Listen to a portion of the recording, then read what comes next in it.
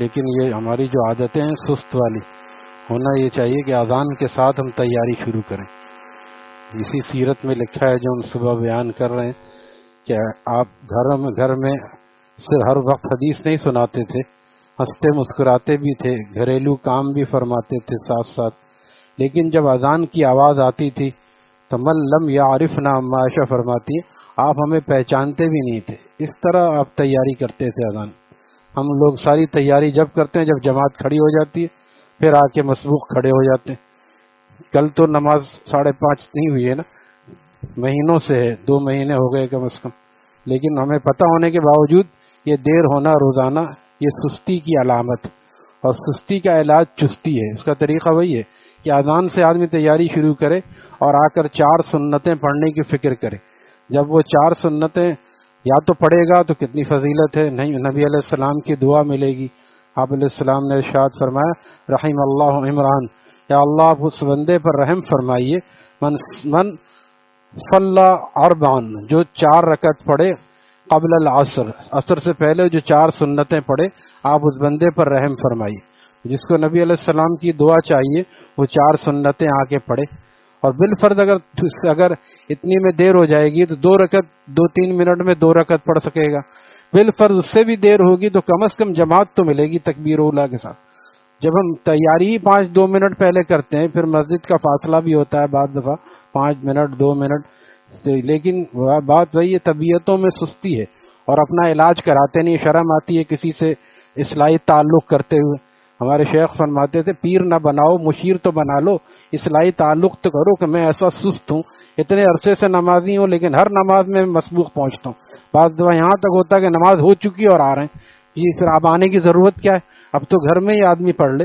لیکن یہ کیوں ہوتی ہے؟ یہ طبیعت کی سستی ہے، اور سستی کا علاج چستی ہے، اور ایسا نہ کر سکے تو اپنے نفس پر جرمانہ کرے، ایسا نہ ہو تو اپنے نفس پر جرمانہ کرے۔ 1 رکعت نکل جائے تو 100 روپے صدقہ کرے، دوسرے دن نفس سیدھا ہو جائے گا، پھر وہ 4 سنتیں بھی پڑھنے کے لیے آئے گا۔ ایک صاحب کو میں نے بتایا، انہوں نے خود حالات جس کو اصلاح کرنی ہوتی ہے، شہر میں رہتے ہیں، انہوں نے فون کر کے کہا کہ 2 دن سے میری فجر کی نماز قضا ہو رہی ہے، کیونکہ تعلق ہے ان کا۔ میں نے کہا جب اب فجر کی نماز قضا ہو تو 500 روپے اپنی مسجد کے گلے میں ڈالیں، جب بھی فجر قضا ہو، اور اگر جماعت چھوٹ جائے تو 200 روپے۔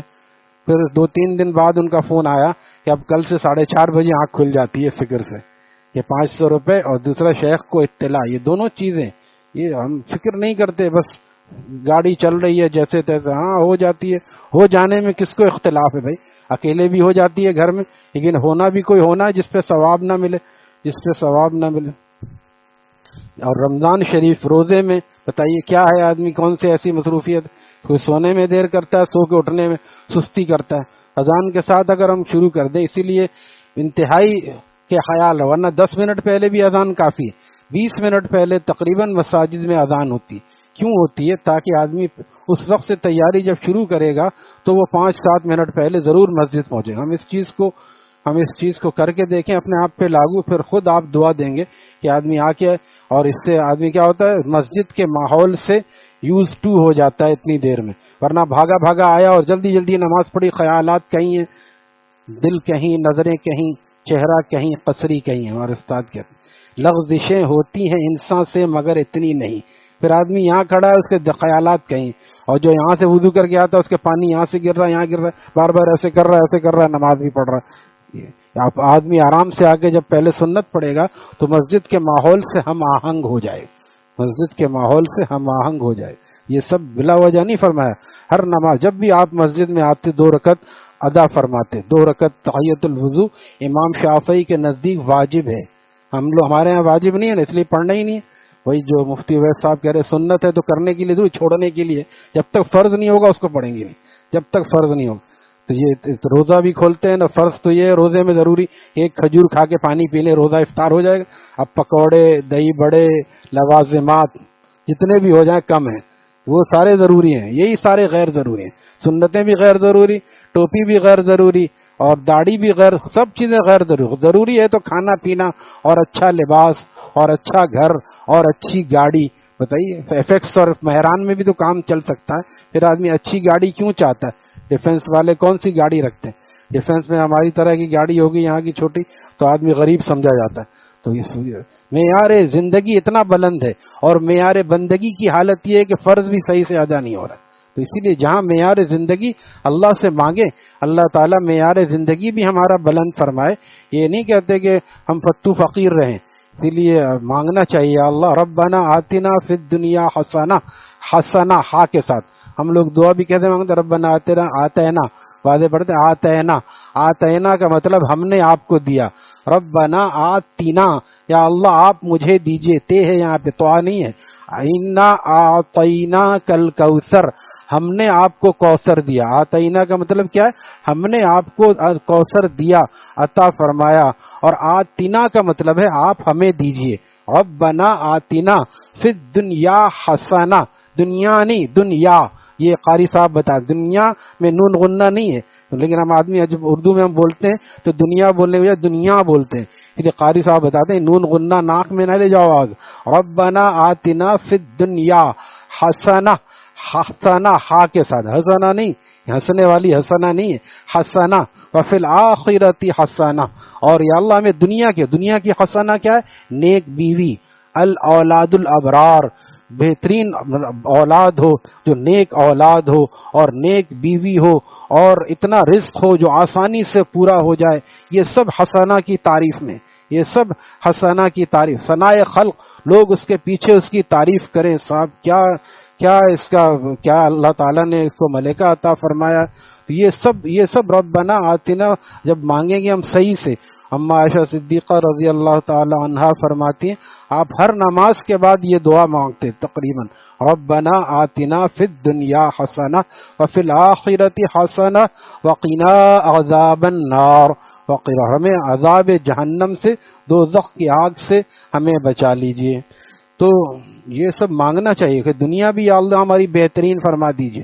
ایک دعا سکھائی کہ اللہم احشرنی اللہم احیینی مسکینہ وامیتنی مسکینہ واحشرنی فی زمرۃ المساکین.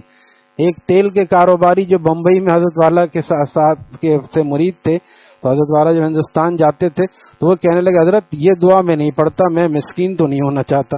اللہم احیینی مسکینہ, یا اللہ مجھے مسکین بنا کے. میں کہنے لگے میں مناجات مقبول پڑھتا ہوں لیکن یہ دعا چھوڑ دیتا ہوں. اللہ تعالیٰ نے مجھے مال دیا ہے اور اللہ کا شکر ہے اللہ تعالیٰ مجھے خدمت کرنے کی توفیق بھی دیتے ہیں غریبوں کی اور مدرسوں کی. تو اگر میں مسکین ہو جاؤں گا تو پھر میں کیسے کروں گا. حضرت والا نے فرمایا اچھا ہوا کہ آپ نے پوچھ لیا, اس دعا کو چھوڑنے کی ضرورت نہیں ہے. اس کی تشریح میں حضرت ملا علی قاری رحم اللہ تعالیٰ فرماتے ہیں کہ یہاں مسکین المسکین من المسکنہ ہے, یعنی مسکنت سے مراد شکستگی, نفس میں عاجزی, انکساری. غربت نہیں مانگی نبی علیہ السلام نے, غربت مراد نہیں ہے, نفس ایسا ہو. نواب قیصر صاحب کی الحمدللہ میں نے زیارت کی اور بہت سے حلقے نے کی.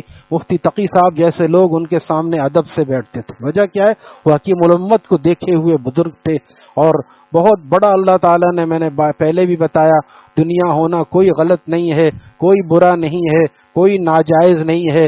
تو ان کا گھر, ان کا جو بنگلہ ہے کراچی میں, ایک پنڈی میں الگ ہے, اور کراچی میں جو ان کا بنگلہ ہے وہ پیر پگارا کا جو اسٹیڈیم کے ساتھ کوئی ہے مجھے نہیں پتا, ہم ان کے بنگلے میں گئے ہیں.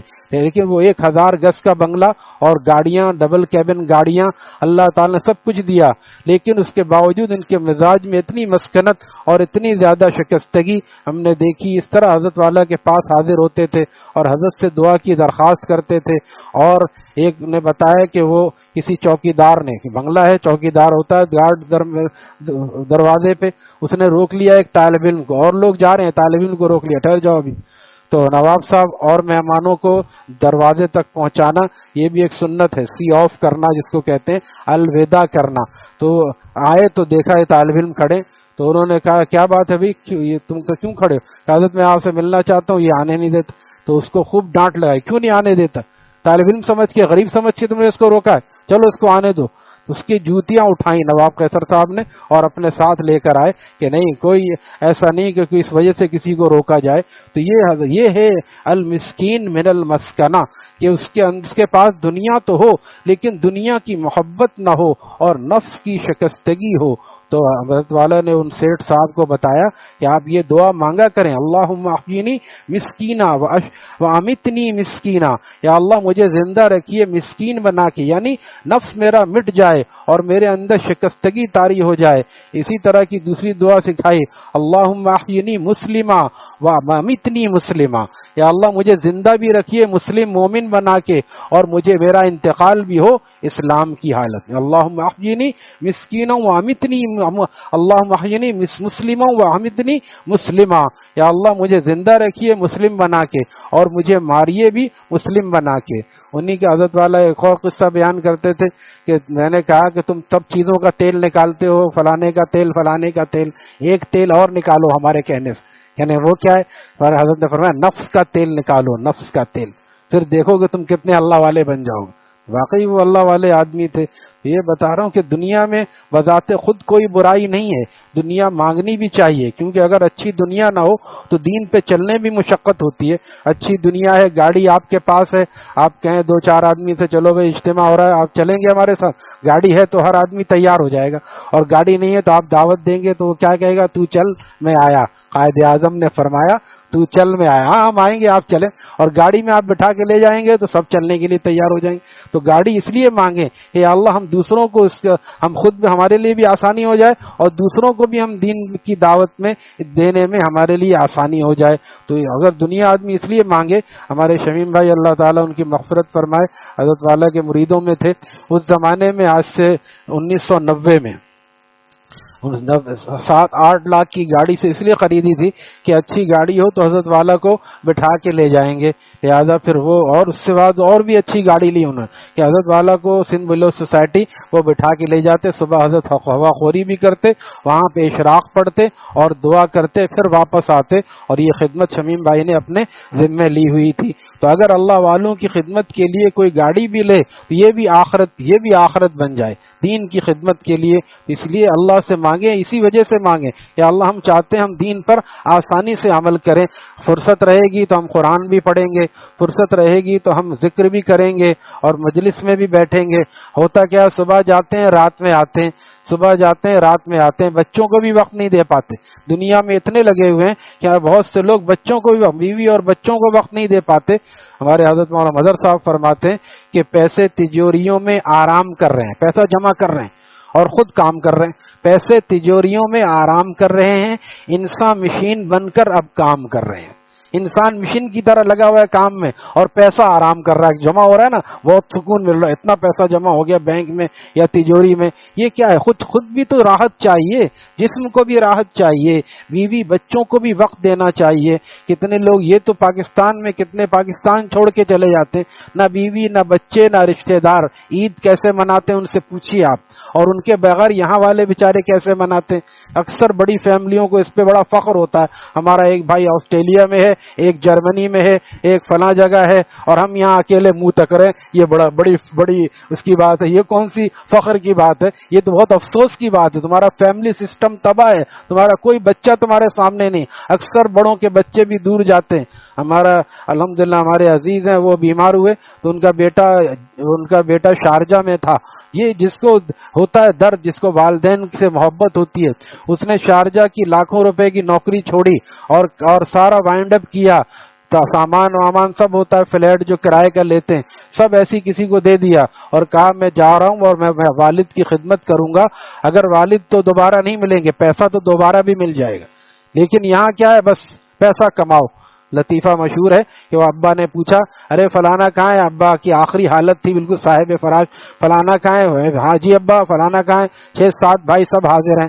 تو ابا پوچھ رہے ہیں دکان کھلی ہے؟ دکان بند ہے، دکان میں کوئی نہیں گیا۔ ابا کو ابھی بھی یہی فکر ہے کہ دنیا کمانے کے لیے کوئی، سارے بچے یہاں حاضر کیوں ہیں؟ تو ابا کی جب خود حالت یہ ہے تو پھر ظاہر سی بات ہے بیٹے تو اسی دنیا میں لگے رہیں گے۔ تو دنیا یہ نہیں ہے، دنیا میں تو اسی لیے اللہ والے عیش اور راحت بھی یہ جانتے ہیں، کھانے کی لذت بھی یہ جانتے ہیں۔ کھانا کھاتے ہیں تو کہتے ہیں سبحان اللہ الحمدللہ، میرا اللہ مجھے کتنی اچھی غذائیں کھلا رہا ہے۔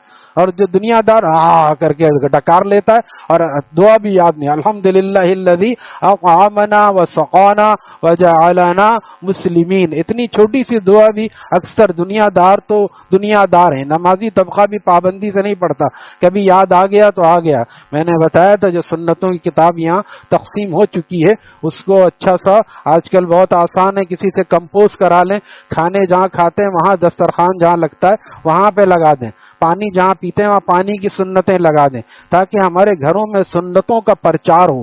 اس سے برکتیں نازل ہوں گی. نبی علیہ السلام کے طریقے سے برکت نازل ہوتی ہے اور غیروں کے طریقے سے نحوست برستی ہے. دعا نہیں پڑی اور کھانا کھانے, شیطان بھی ساتھ کھاتا رہتا ہے. گھر میں داخل ہوئے, نہ بسم اللہ پڑھا نہ سلام کیا, دھڑام سے جانور کی طرح داخل ہو گئے. شیطان بھی داخل ہو گیا. جب آدمی سلام کرتا ہے, بسم اللہ پڑھ کے داخل ہوتا ہے اور سلام کرتا ہے, شیطان باہر رہ جاتا ہے, آدمی اندر جاتا ہے. السلام علیکم کہنا گھر میں داخل ہوتے ہوئے نبی علیہ السلام کی نہ صرف سنت ہے بلکہ آپ نے حکم فرمایا, اذا دخلت بیتک فسلم, جب بھی تم گھر میں داخل ہو تو سلام کیا کرو. ہم لوگ کرتے ہیں اس سنت کا اہتمام, جو کرتے ہیں الحمدللہ, نہیں کرتے ہیں تو شروع کر دیں. اور اس ایک بات اور لکھی اسی ذیل میں, حضرت محمد مظہر صاحب نے سورہ اخلاص کی تفسیر میں فرمایا تھا کہ علامہ آلوسی سید محمود بغدادی رحم اللہ تعالی سورہ اخلاص کی تفسیر میں اس روایت کو لائے ہیں کہ آپ علیہ السلام سے صحابی نے غربت کی شکایت کی. عام طور پہ غربت تھی, جب بھی تھی اور اب بھی ہے, اور صرف پاکستان میں نہیں ہے, دوسرے باہر ممالک میں بھی ہے. کینیڈا کے دوست نے بتایا کہ 1600 روپے کا پاکستانی اگر لگائیں تو 1600 روپے کی 1 کلو لوکی لے کے آیا ہوں میں. تو آپ کہتے ہیں وہیں غربت ہے, صرف یہیں غربت نہیں, وہاں اس سے زیادہ غربت ہے. لوگ پریشان ہیں, لیکن سفید پوچھی چھپانے کے لیے پاکستان کیا منہ لے کے جائیں گے, اور یہاں جو ڈالروں میں کھیل رہے ہیں وہاں جائیں گے تو پھر غریب ہو جائیں گے, اس لیے نہیں آتے, پریشان وہاں بھی ہیں. تو غربت تو ہر زمانے میں رہی ہے, اور اب تو سود کی لعنت کی وجہ سے اور زیادہ ہوتی جا رہی ہے. تو بہرحال صحابی نے جب شکایت کی, آپ نے فرمایا جب گھر میں داخل ہو سلام کرو, بسم اللہ پڑھ کے داخل ہو, گھر میں سلام کرو. پھر سورہ اخلاص ایک مرتبہ بسم اللہ الرحمن الرحیم کے ساتھ سورہ اخلاص, قل هو اللہ احد, قل هو اللہ احد نہیں, اردو میں نہیں چلے گا, قل هو اللہ احد اللہ الصمد لم یلد ولم یولد ولم یکن له کفوا احد. جب ایک دفعہ پڑھے, صحابی کہتے ہیں کچھ ہی دنوں میں اللہ تعالیٰ نے میرے حالات درست فرما دیے, تورنگری عطا فرما دی. تو نبی علیہ السلام نے تو سب چیزوں کا علاج بتا دیا ہے. کوئی کرنے والا چاہیے نا. ہم چاہتے ہیں ہم اپنی مرضی سے جئیں اور ہمارے سارے کام, بس ہم نماز پڑھتے ہیں نا ہمارے حالات بہتر ہو جائیں. صرف نماز تو فرض ہے, روزہ بھی فرض ہے, اس کے ساتھ ساتھ روزے کا مقصد کیا ہے, تقوی اختیار کرنا. نماز کا مقصد کیا, اللہ کا مقرب بننا. یہ اگر ان الصلاۃ تنہا عن الفحشاء والمنکر, دیکھیے حضرت شیخ فضائل نماز میں اس حدیث, اس روایت کو, اس آیت کو لا کر اور اس کے ذیل میں لکھ رہے ہیں, ابن عباس فرماتے ہیں رضی اللہ تعالیٰ عنہ, جس کی نماز اس کو فحاشی اور یانی سے نہیں روک رہی ہے, موبائل پہ تصویریں, غیر محرموں سے گپ شپ, تو اس کی نماز ہی نہیں ہے, اور بجائے مقرب بنانے کے اور دور کر سکتی ہے. اب اس کا علاج کیا ہوا کہ نماز چھوڑ دیں؟ نہیں, اس کا علاج یہ گناہ چھوڑنے کی فکر کریں کہ ہم نماز کے ساتھ ہم اپنے اخلاق بھی درست کریں اور ہمارے اعمال بھی درست ہو جائیں, اور فحاشی اور یانی سے پرہیز کرنے لگیں. اگر موبائل سے بچنا مشکل ہے تو چھوٹا موبائل لے لیں. ہر آدمی کی ضرورت نہیں ہے بڑا موبائل, صرف شوق ہے اور کچھ نہیں ہے. اس دن نوجوان ملا, کچھ عرصہ پہلے کی بات ہے, بے روزگار ہے. میں نے کہا بھئی آنا, ہمارے کوئی دوست ہوں گے تو ہم بتا دیں گے. پھر وہ نمبر دینے لگا, اتنا بڑا موبائل کہ مشکل سے جیب سے بھی نکلنا مشکل ہو رہا ہے. موبائل اتنا بڑا ہے, بے روزگار, 25,000 تنخواہ ہے, 50,000 کا موبائل ہے. اسی لائف اسٹائل نے ہمیں تباہ کیا ہے, اسی لائف اسٹائل نے ہمیں تباہ کی. معیار زندگی کے بلند کرنا, اس سے ہماری پہچان ہے. اس سے پہچان ہونی چاہیے کہ نظر کیسا آتا ہے, اگر اس کا چہرہ گواہی دے رہا ہے کہ سنتوں کا پابند ہے, یہ ہے اصل معیار بندگی. اللہ تعالی ہمیں بلند کرنے کی توفیق عطا فرمائے. الحمدللہ رب